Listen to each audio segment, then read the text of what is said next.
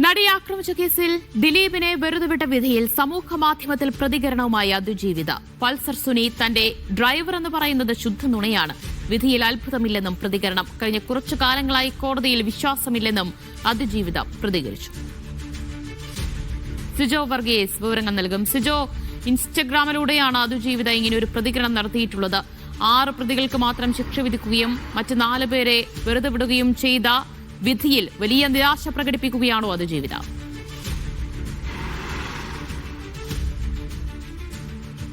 ദിവ്യ, നിരാശയും അല്പം ആശ്വാസവും ഒപ്പം തന്നെ ചില ആശങ്കകൾ കൂടി പങ്കുവെച്ചുകൊണ്ടാണ് ഈ അതിജീവിത സമൂഹ മാധ്യമത്തിൽ ഈ കേസുമായി ബന്ധപ്പെട്ട് ചില പ്രതികരണങ്ങൾ നടത്തിയിരിക്കുന്നത്. ഈ കേസിൻ്റെ നടത്തിപ്പിലടക്കം ഇത്തരത്തിൽ നേരത്തെയും ചില ആശങ്കകൾ ഈ അതിജീവിത പങ്കുവെക്കുകയും ചെയ്തിരുന്നു. 8 വർഷം 9 മാസം 23 ദിവസങ്ങൾ ഏറ്റവും വേദനാജനകമായ ഈ ഒരു യാത്രയുടെ അവസാന ഘട്ടത്തിൽ ചില ആശ്വാസകരമായിട്ടുള്ള ചില കാര്യങ്ങൾ, അത് വെളിച്ചത്തിൻ്റെ നേരിയ ഒരു കണിക കാണുന്നു എന്നാണ് ആദ്യ വാചകമായി തന്നെ അതിജീവിത പറയുകയും ചെയ്തിരിക്കുന്നത്.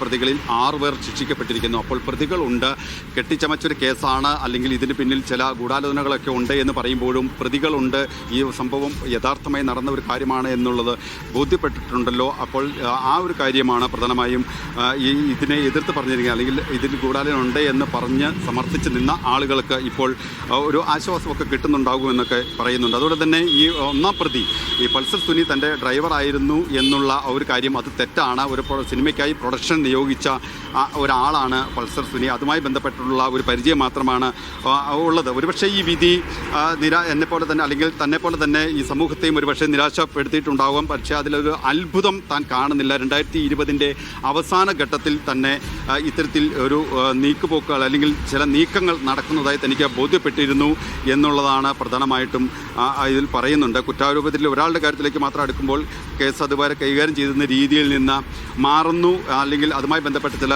കാര്യങ്ങൾ, നീക്കുപോക്കുകൾ ഇതിന് പിന്നിൽ നടക്കുന്നു എന്നുള്ളതാണ് പ്രധാനമായും പറയുന്നുണ്ട്. അത് ചില സൂചനകൾ നൽകുകയും ചെയ്യുന്നുണ്ട് എന്നുള്ളതാണ് പ്രധാനമായിട്ടും പറയുന്ന ഒരു കാര്യം. കഴിഞ്ഞ കുറച്ച് വർഷങ്ങളായി എനിക്ക് ഈ കോടതിയിൽ തീർത്തും വിശ്വാസമില്ലെന്ന് പറഞ്ഞുകൊണ്ട് തന്നെ പലതവണ ഹൈക്കോടതിയിൽ സമീപിക്കുകയും സുപ്രീം കോടതിയും സമീപിക്കുകയും ചെയ്തിരുന്നു. പക്ഷേ അതെല്ലാം നിഷേധിക്കപ്പെടുന്ന കാര്യം, തൻ്റെ ആവശ്യം അത് നിഷേധിക്കപ്പെടുന്ന ഒരു സാഹചര്യങ്ങളായിരുന്നു. അതുമായി ബന്ധപ്പെട്ട ചില കാര്യങ്ങൾ കൂടി ഇതുമായിട്ട് ബന്ധപ്പെട്ട് പറയുന്നുണ്ട്. നിരന്തരമായി കോടതിയിൽ ഈ അതിജീവിതയ്ക്ക് വിശ്വാസം നഷ്ടപ്പെടാൻ ചില കാരണങ്ങളുണ്ട്, അതുകൂടി അക്കമിട്ട് നിരത്തിയിട്ടുണ്ടല്ലോ ആ പോസ്റ്റിൽ.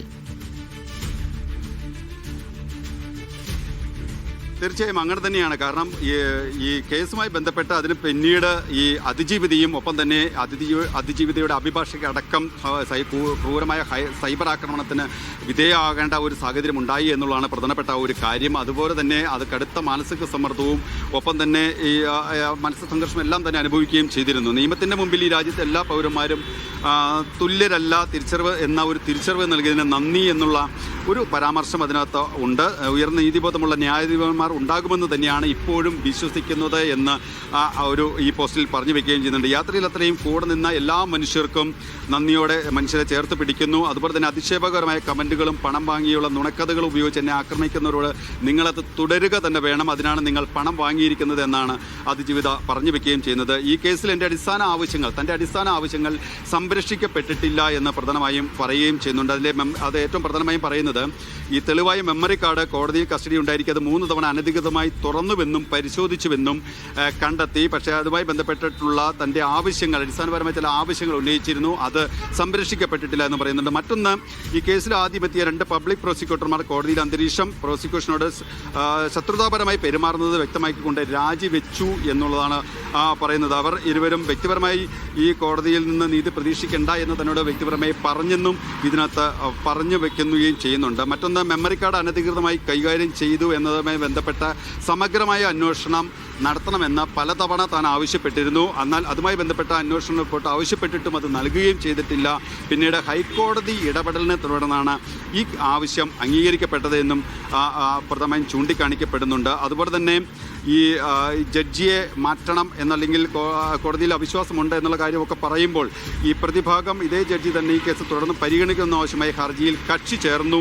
അത് തൻ്റെ സംശയങ്ങൾക്ക് ബലം നൽകുന്നതാണ് എന്നും അതിജീവിത ഈ സമൂഹ മാധ്യമങ്ങളിൽ പ്രധാന പോയിന്റായി പറഞ്ഞു വെക്കുകയും ചെയ്യുന്നുണ്ട്. ഒപ്പം തന്നെ ഈ രാഷ്ട്രപതിക്കും പ്രധാനമന്ത്രിക്കും സുപ്രീം കോടതി ചീഫ് ജസ്റ്റിസിനും കത്തുകൾ അയക്കേണ്ട ഒരു സാഹചര്യം ഇതുമായി ബന്ധപ്പെട്ടുണ്ട്. അതായത് ഒരു കേസ് നടത്തിപ്പിൽ അതിൽ നീതി ലഭിക്കുന്നതിന് വേണ്ടി അതിജീവിതയ്ക്ക് ഇത്രമാത്രം കടമ്പകൾ കടക്കേണ്ടി വന്നു എന്നുള്ള ആ ഒരു വെളിപ്പെടുത്തൽ കൂടി ഇതിൽ പറയുന്നുണ്ട്. അത് എത്രമാത്രം മാനസിക സംഘർഷം അനുഭവിക്കേണ്ടി വന്നു എന്നുള്ളത് സൂചിപ്പിക്കുന്ന ഒരു കാര്യം കൂടിയാണ്. ഒപ്പം തന്നെ ഈ കേസിന്റെ നടപടികൾ ഓപ്പൺ കോടതിയിൽ പൊതുജനങ്ങളും മാധ്യമങ്ങളും നേരിട്ട് കാണാൻ കഴിയുന്ന രീതിയിൽ നടത്തണമെന്ന് താൻ കോടതിയോട് ആവശ്യപ്പെട്ടിരുന്നു. പക്ഷേ ആ അപേക്ഷയും തീർത്തും അവഗണിക്കപ്പെടുന്ന ഒരു സ്ഥിതിവിശേഷമാണ്. ആ ഒരു നീതി നിഷേധിക്കപ്പെടുകയായിരുന്നു എന്നുള്ളതാണ് അതിജീവിത പ്രധാനമായും പങ്കുവെക്കുകയും ചെയ്യുന്നത്. എന്തായാലും ഒരു കാര്യം വ്യക്തമായി പറയുന്നുണ്ട്, ഈ പ്രതികൾ 6 പേർ ശിക്ഷിക്കപ്പെട്ടിരിക്കുന്നു എന്നുള്ളതാണ്. ഈ യാത്രയുടെ അവസാനം എന്നവണ് ഈ വെളിച്ചത്തിന്റെ ഒരു നേരിയ കണിക താൻ കാണുന്നു എന്ന് പറഞ്ഞാണ് ഈ പോസ്റ്റ് നിയമത്തിന്റെ മുന്നിൽ ഈ രാജ്യത്തെ എല്ലാ പൗരന്മാരും തുല്യരല്ല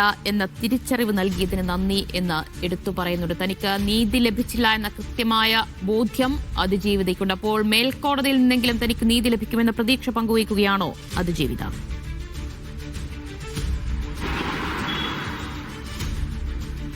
തീർച്ചയായും. പക്ഷേ ഈ കേസിൽ മേൽക്കോടതിയിൽ നിന്ന് നീതി ലഭിക്കും എന്നുള്ള ഒരു പ്രതീക്ഷ അതാണ് ആദ്യവാചകത്തിൽ തന്നെ സൂചിപ്പിക്കുകയും ചെയ്യുന്നുണ്ട്. ഈ അവസാനമെന്നോണം, യാത്ര അവസാനമെന്നോണം വെളിച്ചത്തിൻ്റെ ഒരു നേരിയ കണിക ഞാൻ കാണുന്നു എന്ന് പറയുന്നുണ്ട്. 6 പേർ പ്രതികളായിട്ടുണ്ട്, അവർ ശിക്ഷിക്കപ്പെട്ടിരിക്കുന്നു, കേസ് കെട്ടിച്ചമച്ചതല്ല എന്നുള്ള കാര്യം ബോധ്യപ്പെട്ടിട്ടുണ്ട് എന്നുള്ളത് തന്നെയാണ്. പക്ഷേ അതോടൊപ്പം തന്നെ പറയുന്ന കാര്യം, ഈ നിയമത്തിൻ്റെ മുമ്പിൽ രാജ്യത്തെ എല്ലാ പൗരന്മാരും തുല്യരല്ല തിരിച്ചറിവ് എന്നതിന് ഉയർന്ന നീതിബോധമുള്ള ന്യായാധിപന്മാർ ഉണ്ടാകും എന്ന് തന്നെയാണ് ഇപ്പോഴും വിശ്വസിക്കുന്നത് എന്ന് തന്നെയാണ് പറയുന്നത്. അതായത് പ്രോസിക്യൂഷനും ഈ കേസ് കഴിഞ്ഞപ്പോൾ തന്നെ ഒരു കാര്യം വ്യക്തമാക്കിയിരുന്നു. മേൽക്കോടതിയിൽ അപ്പീൽ നൽകാനുള്ള ശുപാർശ സർക്കാരിന് നൽകും, സർക്കാർ ഇക്കാര്യത്തിൽ അപ്പീൽ നൽകും എന്ന് തന്നെയാണ് പറയുന്നത്. ഇതുമായി ബന്ധപ്പെട്ട് അപ്പീൽ നൽകുമ്പോൾ മേൽക്കോടതിയിൽ നിന്ന് അനുകൂലമായിട്ടുള്ള ഒരു ഇടപെടലുകൾ അത് ഉണ്ടാകും എന്ന്, നീതി ലഭിക്കും എന്ന് തന്നെയാണ് അതിജീവിത പ്രതീക്ഷിക്കുന്നത്. അത്തരത്തിലൊരു പ്രതീക്ഷ നൽകുന്ന വാക്കുകൾ തന്നെ ഈ പോസ്റ്റിൽ ഉണ്ട് താനും. എന്തായാലും ഇതുമായി ബന്ധപ്പെട്ട് പറയേണ്ട കാര്യങ്ങൾ വ്യക്തമായി പറയേണ്ടയിടത്ത് പറയുമെന്ന് പ്രോസിക്യൂഷനും വ്യക്തമാക്കിയിരുന്നു. അതുകൊണ്ട് തന്നെ മേൽക്കോടതിയിൽ നിന്നുണ്ടാകുമെന്നുള്ളൊരു ആകാംക്ഷയും പ്രത്യാശയും തന്നെയാണ്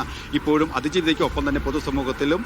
അതുപോലെ തന്നെ സിജ, ഈ ഹാഷ് വാല്യൂ മാറിയതുമായി ബന്ധപ്പെട്ട് കോടതി വിധിയിലും ചില പരാമർശങ്ങളൊക്കെ ഉണ്ടായിരുന്നല്ലോ. ഈ പറയുന്നത് പോലെ പുറത്തുനിന്നുള്ള ആരും ഈ മെമ്മറി കാർഡ് കാണുകയോ അതിലെ ദൃശ്യങ്ങൾ കാണുകയോ ചെയ്തില്ല, അതെല്ലാം സുരക്ഷിതമാണ് എന്നൊക്കെയാണല്ലോ ഈ കോടതി വിധിയിലുണ്ടായിരുന്നത്. എന്നാൽ അതങ്ങനെയല്ല, അത് 3 തവണ അനധികൃതമായി തുറന്നിട്ടുണ്ട് എന്ന് തന്നെ ആവർത്തിച്ച് പറയുകയല്ലേ അതിജീവിത?